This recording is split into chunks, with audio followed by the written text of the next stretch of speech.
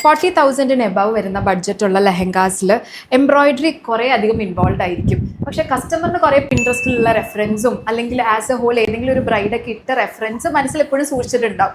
പക്ഷേ അത് ഈ ബഡ്ജറ്റിലോട്ട് കൊണ്ടുവരുമ്പോൾ, ഒരു സ്പെസിഫിക് ബഡ്ജറ്റിലോട്ട് കൊണ്ടുവരുമ്പോൾ എങ്ങനെയാണ് അതിൻ്റെ ഡീറ്റെയിൽസ് വരുന്നത്? ചിലപ്പോൾ നമുക്ക് അതുപോലെ തന്നെ എടുത്ത് ഇൻകോപ്പറേറ്റ് ചെയ്യാൻ പറ്റില്ല, കുറേ കൺസ്ട്രെയിൻ ഉണ്ടാവുമായിരിക്കാം.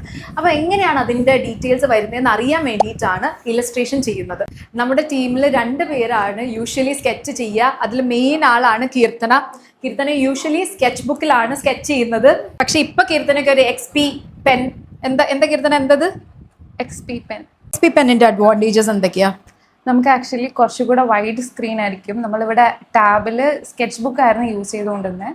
നമ്മൾ XP പെന്നിലേക്ക് വന്നപ്പോൾ നമ്മൾ മിററിങ് ചെയ്തിട്ട് നമുക്ക് ഏത് സ്ക്രീൻ വേണമെങ്കിലും യൂസ് ചെയ്തിട്ട് ചെയ്യാവുന്നതാണ്.